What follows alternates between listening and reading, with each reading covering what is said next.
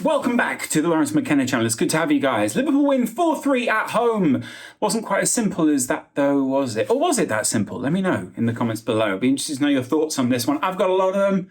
Obviously, that's why I made a YouTube channel. If you've not already subscribed, wait till the end of the video. See if you actually like the product first. If you do like it, then hit it. Liverpool are changeable towards the end of the season. They've had some really crazy highs, some really bad lows, and overall a realization that this team is moving forward, but not moving forward in the way that you would want to. Growth can sometimes be painful, and this kind of growth that Liverpool are going through at the moment is not exactly pleasant. But fortunately, they came up against a side such as Spurs who are also having some painful growth. However, it did mean that they had a great game, like not a classic Premier League game, but like, hey, lots of goals were scored.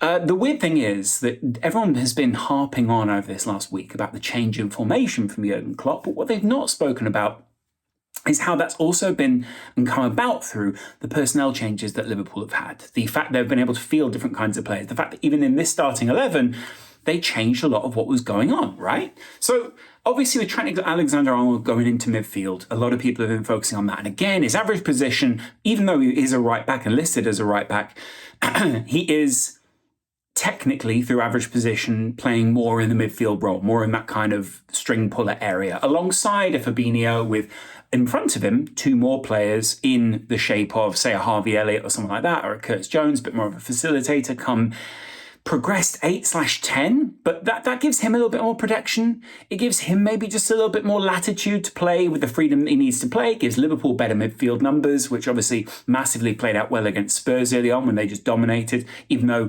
that's as much down to, say, a Curtis Jones as it is Trent Alexander-Arnold, though Trent was very good. I like the new role, don't get me wrong. I'm just not sure that it fully covers Liverpool off. So for the first goal, lovely to see two Scousers hook up. The first time that two Scousers have hooked up in the Premier League with an assist and a goal since Steven Gerrard and Ricky Lambert. Quite like that one. Secondly, you've then got the Curtis Jones goal. The Curtis Jones goal was then secondly, you've got the Cody Gakpo goal. Lovely goal from Cody Gakpo. Lovely, again, bit of play from Curtis Jones and the rest of the midfield. And then finally, all of this domination that Liverpool had in the midfield due to those numbers and the fact that Spurs just weren't adjusting and adapting meant that they got a penalty, and Salah slotted away. Not often, by the way, that you see, and this is very weird, not often that you see it hit the roof of the net down the middle. So it's not even like it's like an angle. It's literally just gone straight down the middle of the goal. Almost like if the goalkeeper had stood there, he could just put his hands up, but he didn't. And Salah probably knew he was not going to do that in the first place, so that's why he played it. Salah now passes Robbie Fowler for all-time goals scored in a Liverpool shirt. He's just two behind Steven Gerrard. Passing Robbie Fowler is a massive milestone. I doubt he's ever going to make it to Ian Rush level. I think it's something like 346 goals. He's so far ahead of anyone else, even including like the legends of the game, like Roger Hunt and those guys, World Cup winners and all sorts of things. So it's pretty crazy that he's even in this group of people. But again, cements his Liverpool legacy. Again, gets rid of the, Klopp did that thing afterwards where he looked like he was washing himself of that worry, I guess. And Salah probably feels very similar.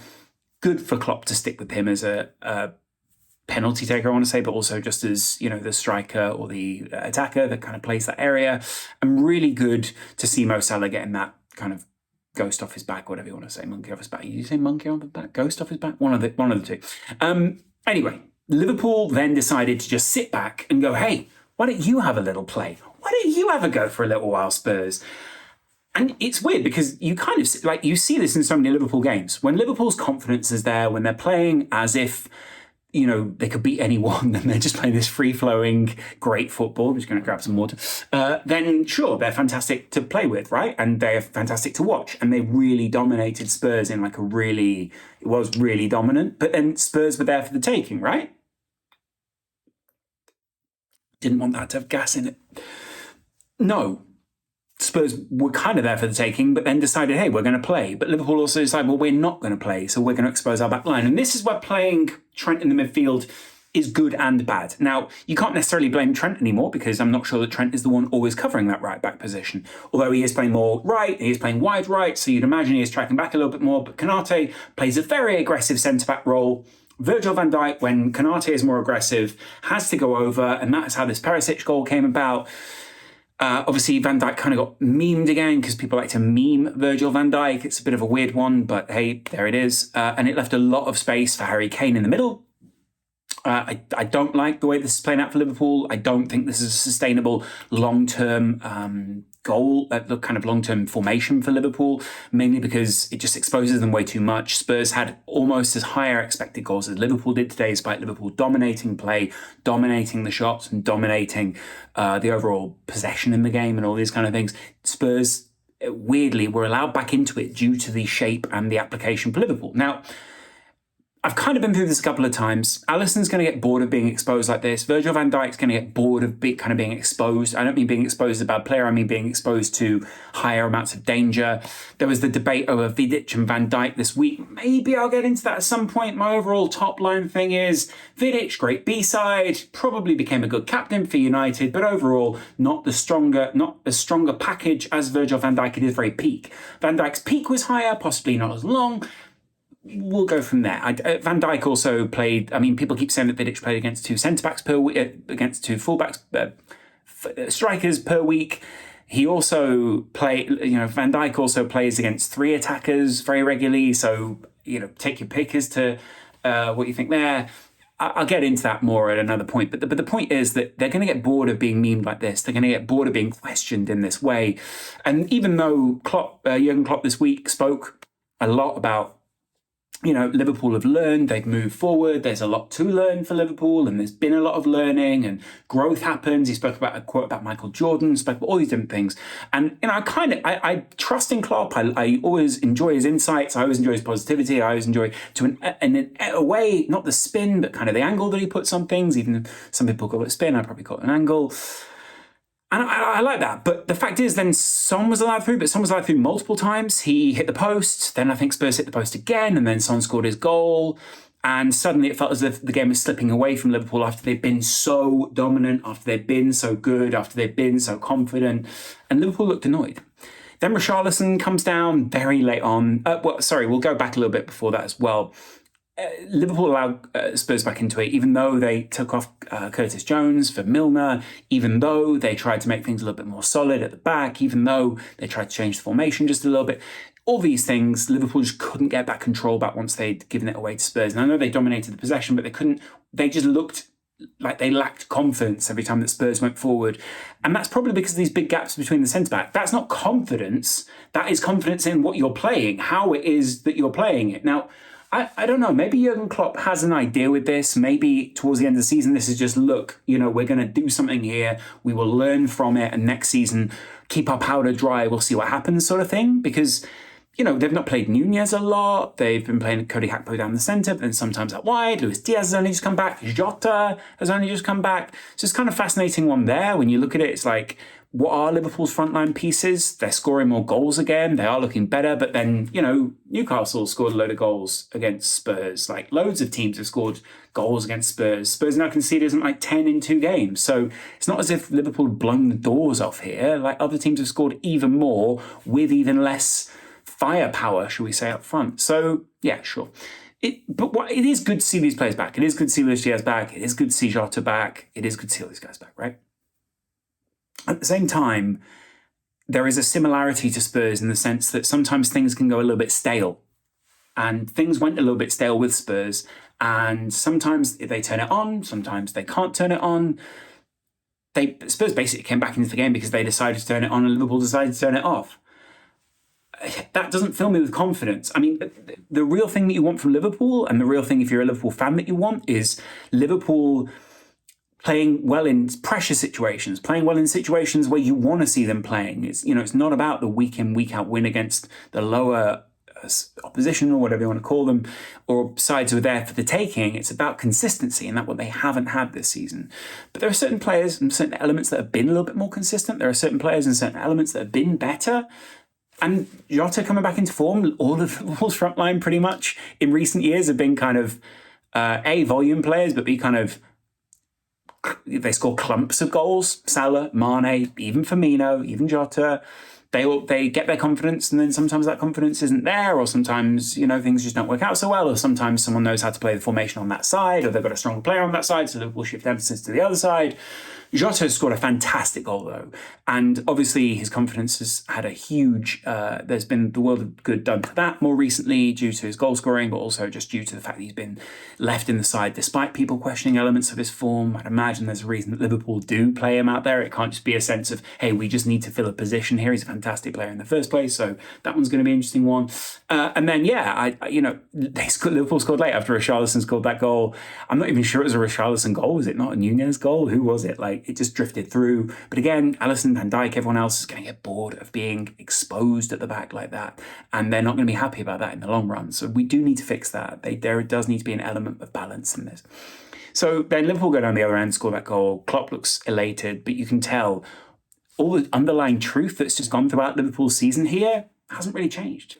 They've got a lot of players moving on. They do have to make some more signings. They do still have a relatively well-bonded group, but it is going to change a lot in the summer. They are going to lose a few big leaders, such as Bobby Firmino. There are going to be some leaders getting less numbers in the side, less minutes. And there are going to be a couple of people who maybe have their nose put out of joint as this Liverpool side move on. Klopp even said it himself in an interview earlier this week where he said, there's a couple of players where you look at the number on the back of the shirt, hasn't changed, the name hasn't changed, and you look, is that the same player? Now, I don't know if he means it in an insulting or salacious way, as some people might quote him, but I think it is true. Liverpool do have something where they need to move on from it here. They do have something where they need to work out what is actually going on at Liverpool right now. And I think to an extent they have a plan. They know how this is going to work.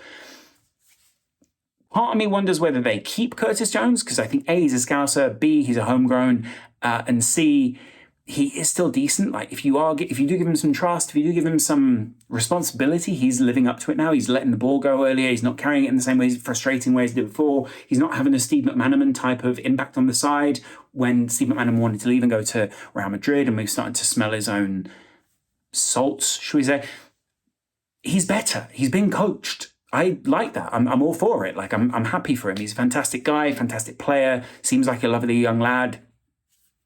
Of course, I want him to do well, but also you want Liverpool to do well, and that can't be at the sacrifice of something else. And there are too many times where Curtis Jones played, and it seemed to be at the detriment of the system that Klopp was trying to play. So it's good that now the system is working with him. Maybe there is a bit more space for Curtis with Trent moving into midfield. Curtis can be a little bit more progressed, but also can win the ball back high up. There's a reason Klopp loves and has trusted in him. It's not just his ball carrying ability and technicality. He took his goal really well today, all these kind of things.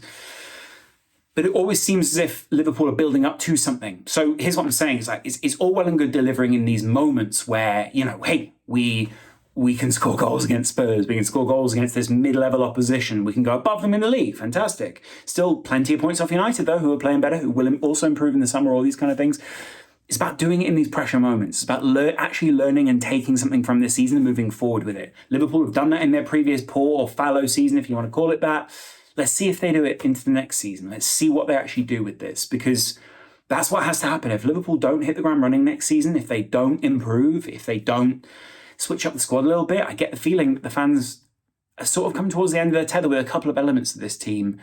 And as much as they are supporters, as much as they try and get behind the side, there's still a lot to learn. There is still a lot to change. And sometimes it's similar to saying, I'll do my homework Sunday night. It makes the rest of your Sunday fantastic, right? Because just get into this and get into this, ice cream, go and do that, and then you realize you still got to do the homework. And that's the hard work. This might feel hard, it might feel like a painful growth, and there might be elements, but with the pressure less on Liverpool, because the top four seems slightly out of Liverpool's grasp, I'll be interested to see what Liverpool actually do here. So let me know in the comments below, what are your thoughts on that? Spurs still very poor, didn't really dominate the game. Brian Mason, lovely guy, but clearly not a long-term manager. There's probably a whole other video in Spurs, but there's real issues there, and it's kind of disappointing that Liverpool let them come back into the game. It's not arrogance, it's just that Liverpool it's football right now, right? But at the same time, Liverpool did let their eye off the ball. They did let Spurs back into the game. All these frustrating aspects.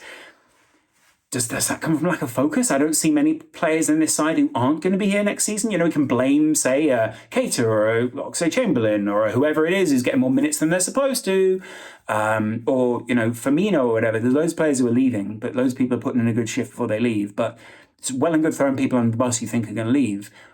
talk about the players who are going to be here next season. They also let them back into this side. Van Dijk is still going to be a starter next year. Konate is still going to be a starter next year. Andrew Robertson probably still a starter. Alisson, hopefully, God, really hope Alisson stays a long term. And Trent clearly is a starter. Fabinho, did Liverpool move in for someone else? Do they need more control in the midfield? Do they plan to bolster Fabinho? Can they even if they bolster Fabinho, what happens after that? So plenty to talk about. Plenty to discuss in the comments. I will be down in the comments. Join me down there. One thing I really think we need to discuss with Liverpool and is kind of key, critical here, is bridging a gap to City. It's all well and good saying, hey, they've had an off season, and hey, the previous season they were very far ahead of City. I think, there are conversations around whether City will do this always and forever. That's not the way that teams work. But even though they've worked out an element of this, how they're bringing things together, sides will work out how to play that. We've seen this with Haaland during the season, had a bit of a glut. Pep worked it out. Similar with Liverpool. Liverpool are going to get worked out. Plenty of sides are going to get worked out. But it's bridging that gap to the quality of what City have got. Now, they will move on a few players this summer. They will try and integrate a few more players. Liverpool will do the same. It's just going to be, it's a real challenge / it's a mental exercise in itself to see how Arsenal bridged that gap, to see how Liverpool bridged that gap, to see even how United, Chelsea, all these different teams bridge this gap to City, because, City are obviously top of the table right now. It's worth talking about them. Liverpool, is it stepping stones, or is it Liverpool actually just, go to the, get in the top four now? What is it? I imagine Liverpool looking at the title again, not only because the age of some of the players in that team, the aspirations of some of the players in that team, but you get what I'm saying here. There is something to address here around Liverpool and bridging that gap to City. Because if you want to challenge for the title, you have to be able to challenge them. And maybe part of that comes with just Liverpool being dominant themselves, Liverpool getting some of that dominance back. City were slightly cateaued or, held back by Arsenal because of their form. But at the same time, City have not been bad, really, even in relative terms to City or relative terms to anyone else in the league this season. So it's not like City let up against Arsenal. They still set a blistering pace. Arsenal just set an even more blistering pace and, have remained at the top of the table for a very long time. City have been at the top of the table for, I think, about two weeks maximum this season. Arsenal really have been pushing that pedal. How can Liverpool get back to being that intense pedal-pushing side? That still seems like maybe a leap too far at the moment for this side, even though they've done some incredible things. They did what they did against Spurs. They let Spurs back into it. Where is that killer / choking Liverpool that we want to see, and the one that controls games? Because as much as they control possession, they didn't control the game today. And Arsenal and City have been very good this season at controlling games. Maybe it comes in some new personnel for Liverpool. Maybe it comes in the form of a new system. Maybe Liverpool, this 3-2-3, whatever you want to call it, 3-4-3, with the box in midfield. Maybe this is keeping Liverpool's powder dry for next season. Nunez will be more in the side. How will Liverpool field things next season? It'll be interesting to see. So, be interesting to know what you guys think about that. Plenty more live streams come. I'm in Naples. I came to try and see a Napoli game, but B, Napoli win the title. Didn't win it today, but I am putting a video out later this week. It is very different to what I've already done on this channel, but it is coming either to this channel or the Lostcast channel. We're going to decide. Let me know down in the comments below what you think is going to happen, whether we go Lostcast or Laurence. It's a huge video for me. I've really enjoyed filming it. I love doing this kind of thing. And I really hope that you guys as a community and people who enjoy watching me come to back that. But it's good to chat to you guys. And I'll talk to you now. Much love.